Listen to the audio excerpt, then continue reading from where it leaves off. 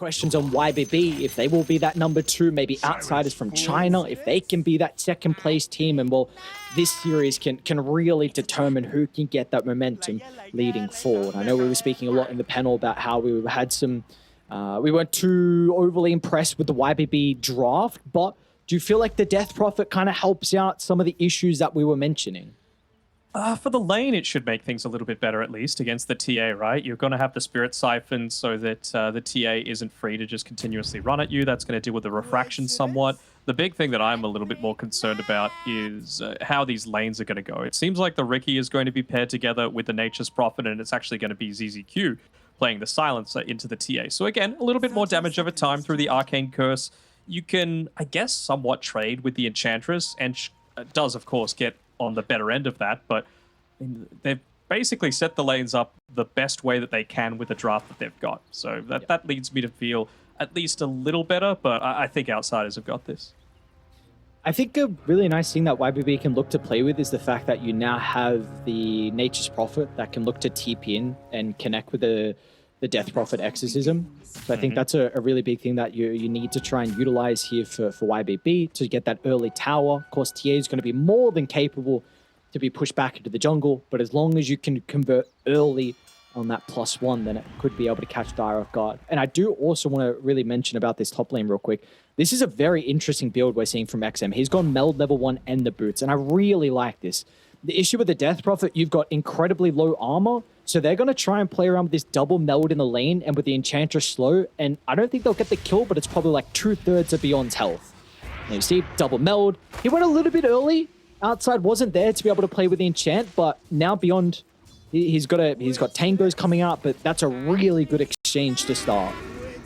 It is, and I mean, it just means that the only reason XM went a little earlier is because he just needed to be there to be able to get some of these last hits, right? It's still very important for you to be the one that's carrying the game at the end of the day. You know, once he gets into the Blink Dagger for himself, plus a few additional damage items, he can look to burst through a few of these heroes, most notably the Death Prophet and the Nature's Prophet, just because they are a little bit squishier. Maybe not so much the DP these days, considering the style of build that they tend to go for. You know, pure auras and backing up the rest of the team. But we can just see Outside doing exactly what he needs to up on this top side of the map, as they've actually switched the lane up back again. So ZZQ going down towards the bottom side. I'm not sure how confident I feel about that. Maybe just feeling that against this dual melee lane, the Silencer and the Nature's Prophet would have a decent time. First blood's going to be picked up top lane. XM. Doing that with the early harass. Against Beyond's Death Prophet, it wasn't enough. It's actually going to be Radiant that secured this early kill, which is incredibly important. And we've seen a lot in the past. If we take our minds back to that time where TAs were just getting first pick and pumping them down mid lane. We were seeing kind of the Viper, the Huskar, but we were seeing a lot of Death Prophets as a response to this Templar Assassin. You have the capability to burn out that refraction with the Spirit Siphon, with the Exo. There was some stages in the game where you did have some issues with your armor, but I think that Greaves is really going to change some of those issues because it's a natural build now. You can even consider about going Halberd if you really need to address the TA. So going to be exciting to see in around the mid game how this kind of matchup fares compared to what it used to. Yeah, absolutely. I mean, we haven't really seen too much of this new DP style of itemization, have we? Not sure if XM can continue to just let YBB look to take creeps in his face, and yeah, that's exactly what the tip's all about.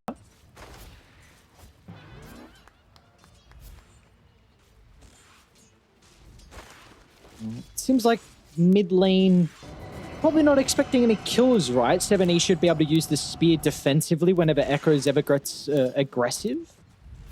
I suppose. I mean, it depends when he wants to level up the Flame Break, because that can kind of disrupt your positioning a little bit, maybe makes you miss the spear. He's just got to make sure that he's on point with the timing of when to throw it out. Like, when do you need to use it on the Bat Rider? When do you need to use it on the wave so that you're able to freely farm? Should be okay. Got some sick charges to play with. Do we need to see Dai put a lot more emphasis on making stacks because you have a Templar Assassin, a Bat Rider, even a Beastmaster for that matter as well? With this new kind of maxed out axes, we've seen a lot of the time the Beast just be able to clear the hard camp very easily, and even the Ancient stack as well. I think you essentially have to play the axes build this time around on Ava, right? You're going up against a Nature's Prophet with the Treants. He's going to make absolute mincemeat out of any kind of boars that you summon and just get even more net worth than he normally would. And so to be able to have something that A, lets you farm, but B, also potentially provides some disruption for that treant farming is going to be an ideal thing. But it has to be the TA that picks up a lot of this farm. And luckily for Outsiders, it's going to be them playing on the Dire side. So they've got a little bit more jungle to be able to play with.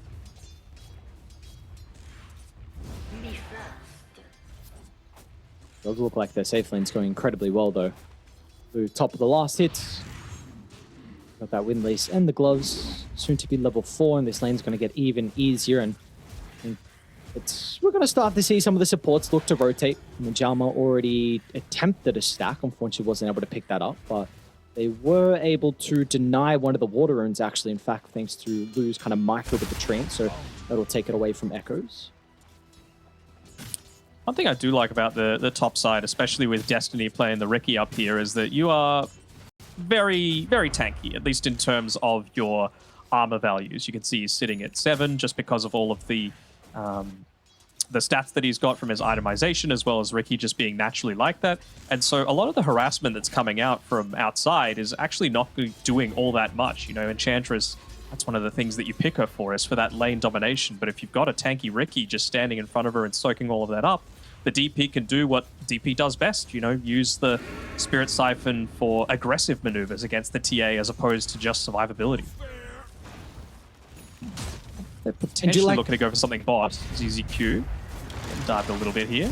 Oh, nice sprout. Nicely done by Lu. Coincidence? Will he spam the emote? No. Don't even put it in his mind. Let's He's already done it a couple of times this game, man. He's in the zone. Here we go. They're going for a dive on XM again. Spirit Siphon. Instantly removing all those refraction charges, then a Crypt Swarm in the face, just to be able to get the damage out and force him back to the... Don't let the catapult die. I think he's fine with it. Like, yes, it would be great to be able to take away the tower, but the more important thing is that TA is out of the lane already. And just have a look at Destiny as well on his Riki. He's coming through and he's looking to try and soak up that farm, find the TA, and he's going to pick up 2 bounty runes as well for his troubles. Well, inside the room, we do see a kill picked up. Echo is able to bring down ZZQ on the silencer. There was a bit of a contest around the first power into the game. Who got it in the end? Was ZZQ Still there? Okay. No. It's just a map bug for me. Little bug. XM's firmly back. He picks that up, but he also gets the Observer Ward, which again... Arena's out. 7E with the first one of the game. Let's see if they're going to have the damage to bring down Echoes.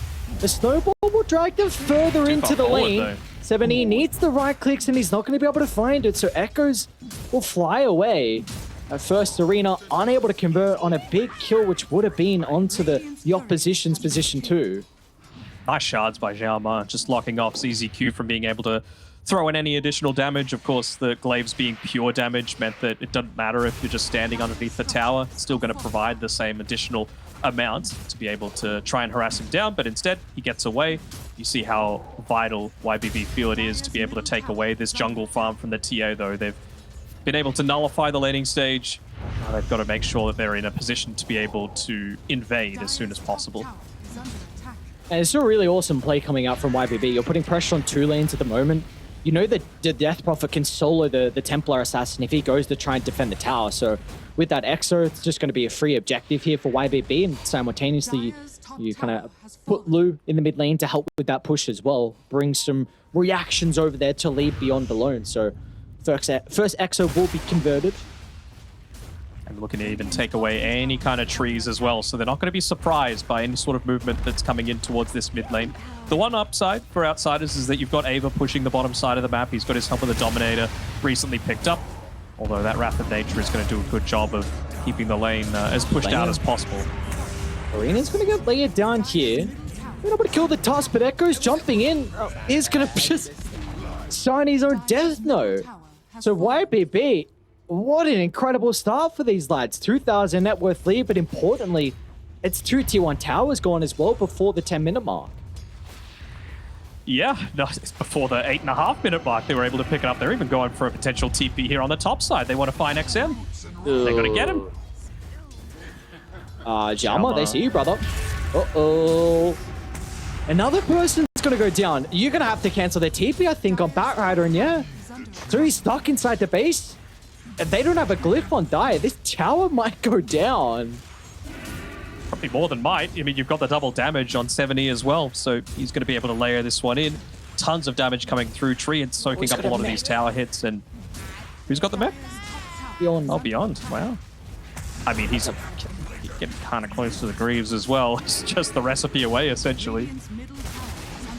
So I think the one interesting thing here that I didn't kind of see originally with the Dire draft is that they are a little bit slow to do stuff. Like the TA needs farm. The Batrider kind of ideally likes Boots of Travel and BKB. I know South America go for a little bit different item build. We see Whisperlek with the Boots of Bearing, and well, this kill should definitely help out Echoes being able to get a little bit more net worth. But the Beastmaster as well is really poor at making rotations. You kind of are forced to stay in your own lane. So quite impressed with how YBB have been able to kind of penalize with the draft that we see. Is Ava will get his own kill as well, so that's going to also give some gold injected in the bank so he can get closer to the helm of the Overlord. I mean, I kind of agree with what you said there, but I feel like you're probably expecting these lanes to go so much better for outsiders, right? You've got a Batrider. How many lanes does a Batrider lose? Not many. And he was having a really rough time against the Mars, only barely getting away from a couple of kill attempts, and only having the 2 kills of their own at the 10-minute mark to be able to show for it.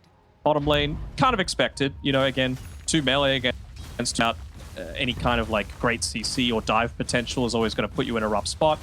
The top lane, that last pick Death Prophet is really the thing that's turned this game so much more in YBV's favor though, right? The use of that Spirit Siphon, getting him a lot of this extra farm, opening up the top side of the map, and we mentioned the strength of having the Dire side jungle to be able to play around with. Well, sorry, you don't need more. You've got no tier 2 tower, you've got no outpost, and they're going to start falling a fair bit behind in experience as well now. Radiant's bottom tower has fallen. Look at Outside's positioning just a little bit too far down to the south, so he won't be able to clip this smoke.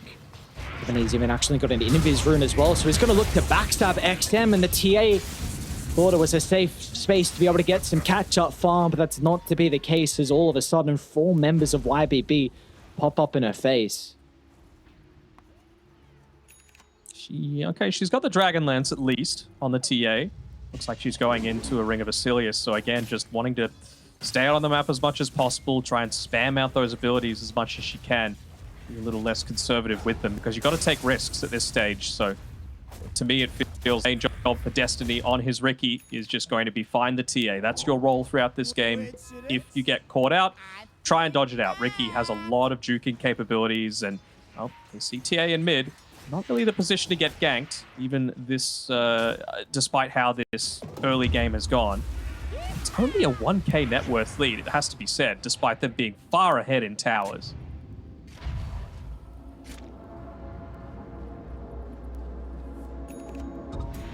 I'm quite impressed, honestly, with how this net worth lead is.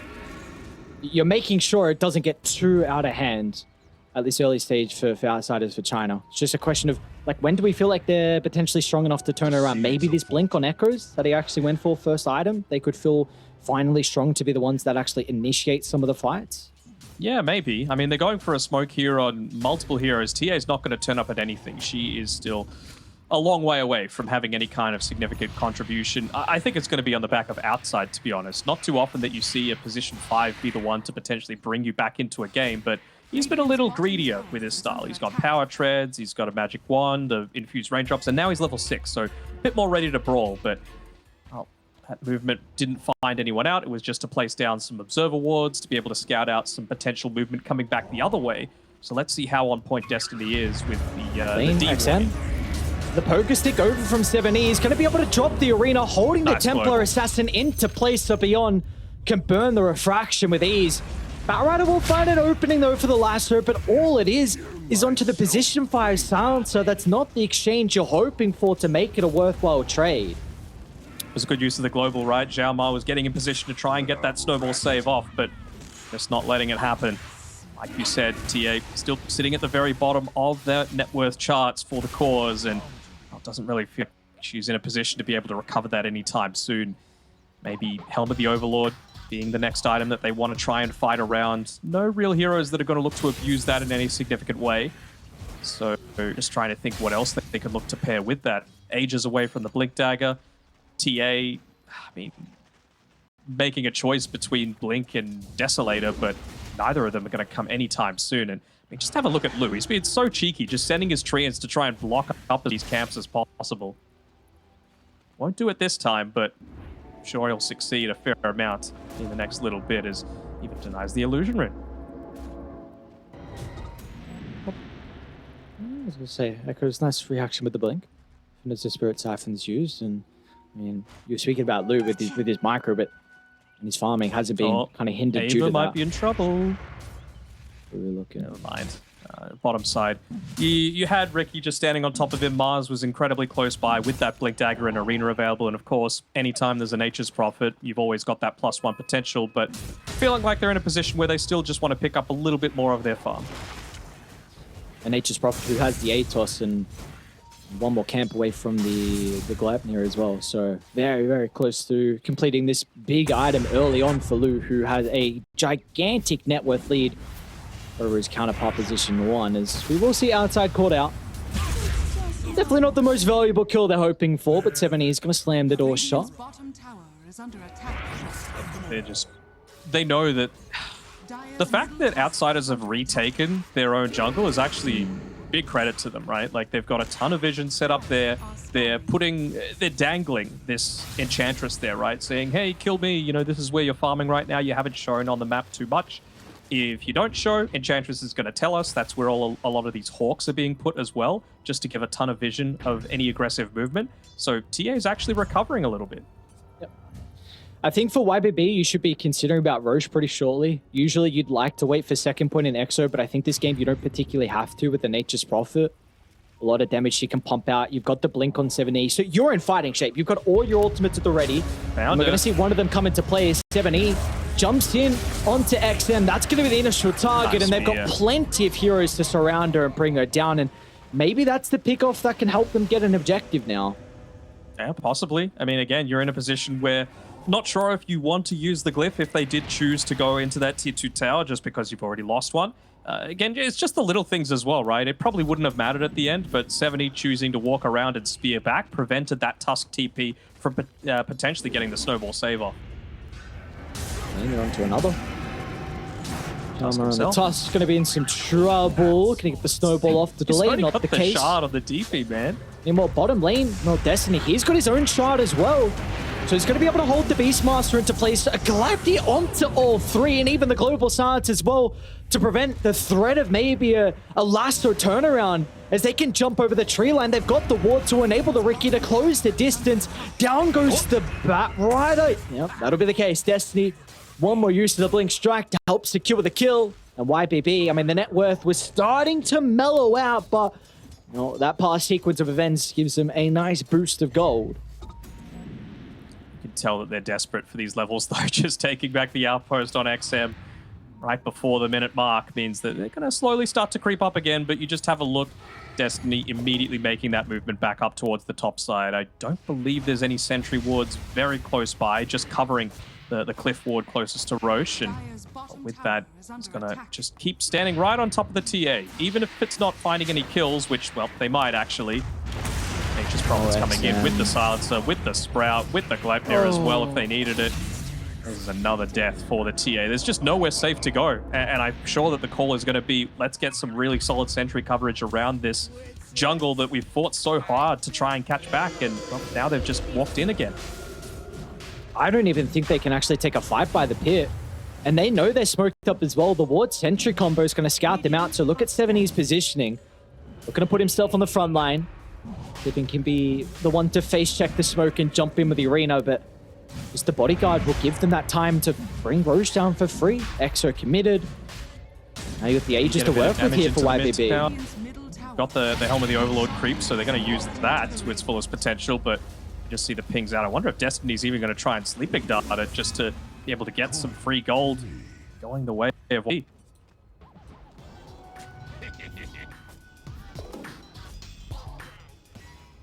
And then, yeah, like, again, you know TA wants to be up on this top side of the map.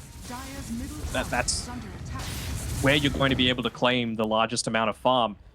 70, he's not worried. He's got his farm. He's got what he needs to be able to make a big impact this game. So he's just waiting for someone vulnerable to show, and it's probably XM. It's just a matter of, are you a little bit too close to that tower? And he's actually standing under some vision as well. So choosing to be a little bit more conservative with her movement coming through and just move back towards that ancient camp.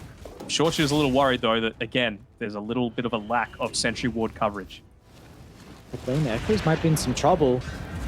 He's actually going to even TP in, but the combination of Beyond, does he have enough time with the Firefly to get out?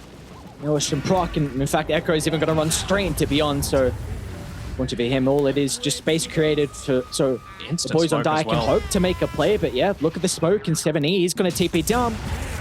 Dark can set up perfectly for the spear. Once Yama is going to be another casualty, maybe not, in fact. They overlapped all their stuns, so he'll be able to TP up. He was even just TPing in aggressively inside of the ancient camp on the Dire side, said, you know what, everyone was there to be able to potentially protect. We knew they were making an aggressive movement, so I could 1v1 at TA, no worries at all. Ava's just going to be caught out, 7E. Like, if there's a free Beastmaster for me to take, why not? Potentially even the Helm of the Overlord creep as well, so this ages, you're not going to have any tier 2 towers by the state that we're seeing YBB play the map. They've well and truly hit a lot of their timings, going into the Lotus Orb as well, so wanting to disrupt any kind of comeback potential that they've got here on Outsiders. You know it's probably going to be around that high ground siege, maybe getting a lasso back inside the base. Loose, actually so farm, man. They even got a Manta style. What do we make of this item here for the Nature's Prophet? Just a nice way to be able to break out of, to get rid of a lot of those sticky napalm charges without the BKB. Provides a little bit of extra pushing power as well. Vision advantage if you want to send the illusions forward. And outside, he just wants his own little bit of farm, but that's not to be.